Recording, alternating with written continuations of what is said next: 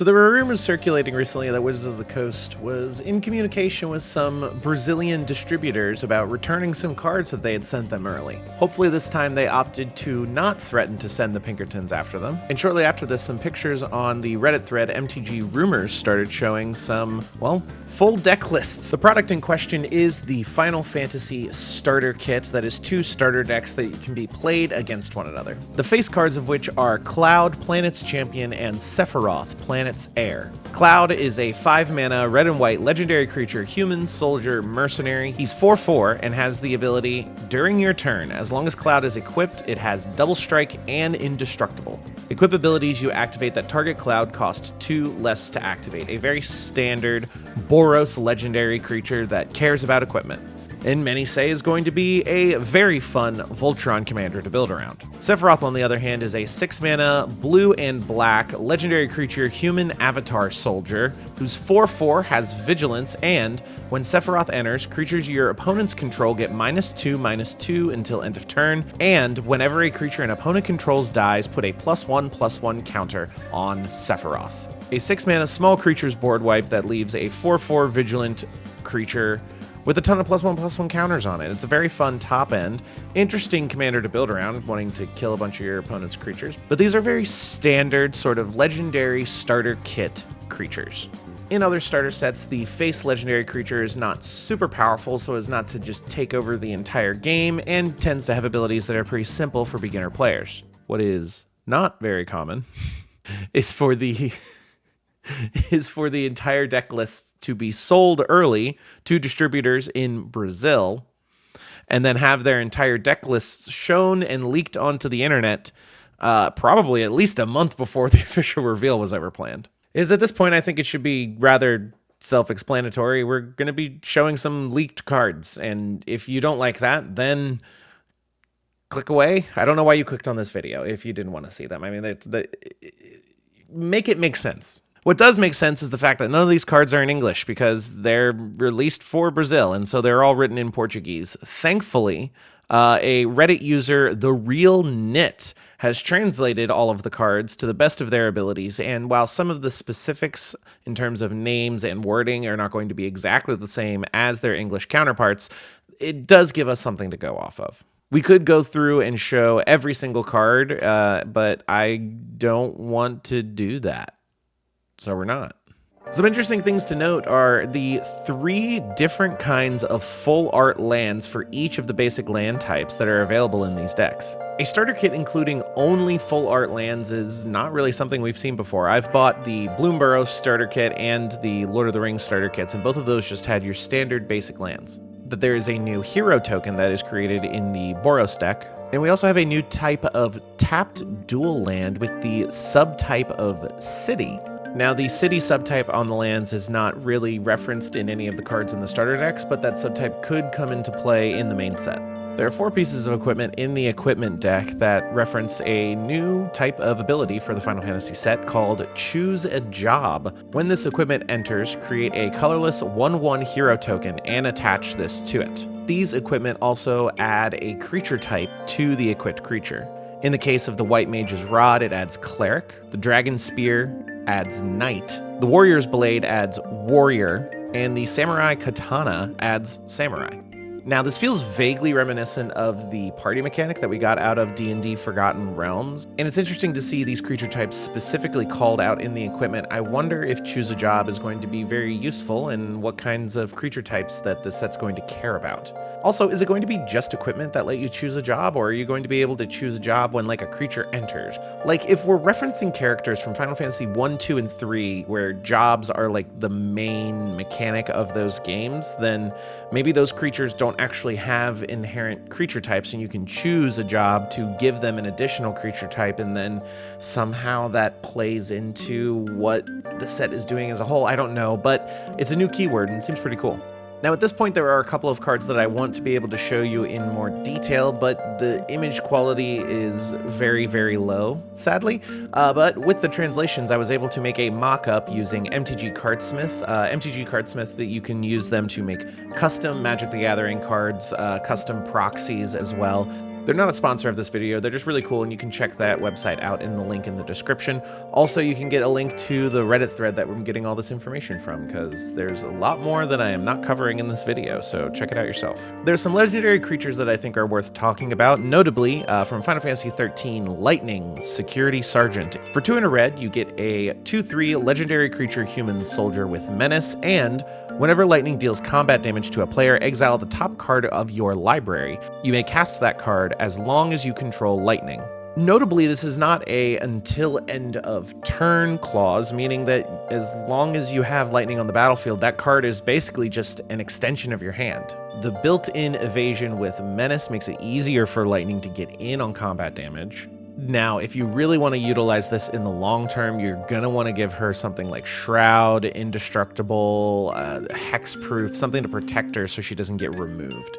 But a very interesting commander and a very interesting take on like an impulse draw theme for a mono red deck, and just kind of a general useful card advantage engine in a Boros deck like this. Also from the Boros equipment deck, we have Barrett Wallace. For 3 and a red, you get a 4/4 legendary creature human rebel with reach, and whenever Barrett Wallace attacks, he deals damage equal to the number of equipped creatures you control to the defending player. Again, just playing into the equipment theme, Barrett is, well, kind of at odds with Cloud, which, if you know the beginning of Final Fantasy VII, is actually rather thematic. Cloud is encouraging you to equip a bunch of equipment to himself, whereas Barrett wants you to equip equipment to a various number of creatures. Barrett does synergize with all of the previously mentioned equipment that have choose a job, because those equipment create a 1/1 token to go with them and then equip themselves to it. Barrett will definitely speed up the damage output of this deck in a one-on-one like starter deck battle scenario, and would definitely go in the 99 of a lot of equipment decks. I don't know if he would be super popular to helm an equipment deck. Mono red equipment sounds very exhausting. Artemis, Menace of Time from Final Fantasy XIV. For 4 blue, you get a 4/4 legendary creature human warlock with, whenever this creature enters, tap all creatures your opponents control. Whenever a creature you control deals combat damage to an opponent, draw a card. First of all, a tap-down ability on all creatures that are not yours is very helpful in an aggressive deck, and immediately being able to get card draw for every other creature you have dealing combat damage to people is also a massive bonus. Because that sentence starts with whenever, that means you get a card draw for each creature that ends up connecting, which, if you have a wide board of creatures attacking into tap-down opponents, you're going to be drawing a lot of cards. 6 mana is a touch expensive for this kind of effect, but it is a very splashy kind of endgame spell. Would be interesting to see in the command zone of a commander game, because it could be kind of like a board wipe. Well, not really a board wipe, a game ender from the command zone, and then you just have a mono blue deck that's just building up a big board of creatures and eventually using them to swing in for the win. In the context of this deck, it kind of steps on the toes a little bit of Sephiroth. It lets you keep those creatures around and dig very deeply into your deck, which I guess could help with Sephiroth coming in and then destroying those creatures with its own ability. But I'm interested to see how it's going to play together in the context of this full deck. The other legendary creature from the bad guys I want to point out is Seymour Flux. Seymour is a character from Final Fantasy X, and notably Seymour Flux is like the 3rd stage of that final boss battle. So I guess we're getting into the specifics of stages of boss battles and not just characters in and of themselves, which is pretty cool. For 4 and a blue, you get a 5/5 legendary creature spirit avatar with, at the beginning of your upkeep, you may pay 1 life. If you do, draw a card and put a +1/+1 counter on Seymour Flux. 5 mana card draw, it's kind of like an expensive Phyrexian arena that gives you a big beefy creature as well. A very basic ability, but one that is very at home in a deck that wants to kind of churn through its cards to find all of those removal spells that Sephiroth so desperately wants. Seymour is a great character, and ultimately card draw on a creature is pretty much always going to be a good thing. The last thing in this deck I want to call out is an instant. Extermination. For 2 and a black, you get an instant that says, target creature gets -0, -9,999 until end of turn. Obviously, 9,999, a damage limit in both what you're able to deal and what you are able to take in Final Fantasy games. We've already seen the Cactuar that is able to give itself plus 9,999 when it attacks.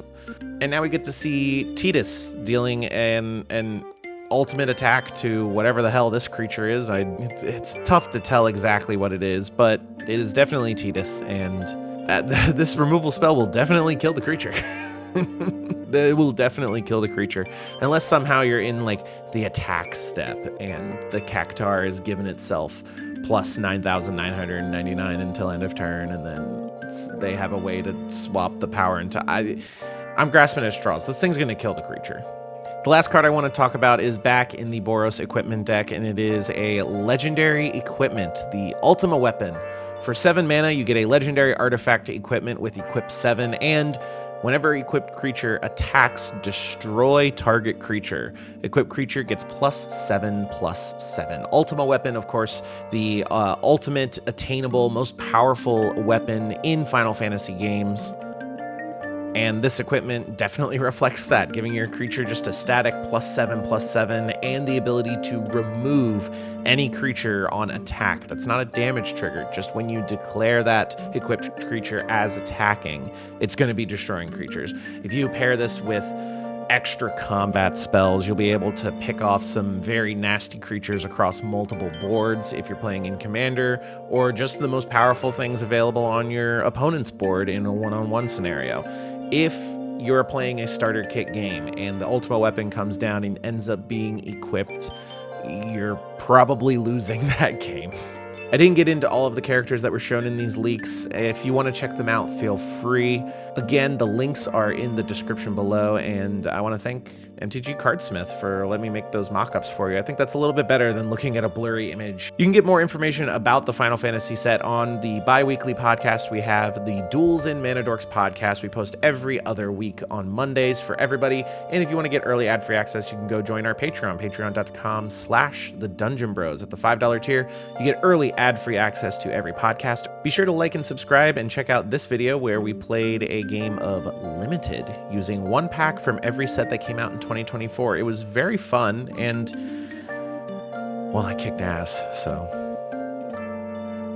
I kind of want to show you.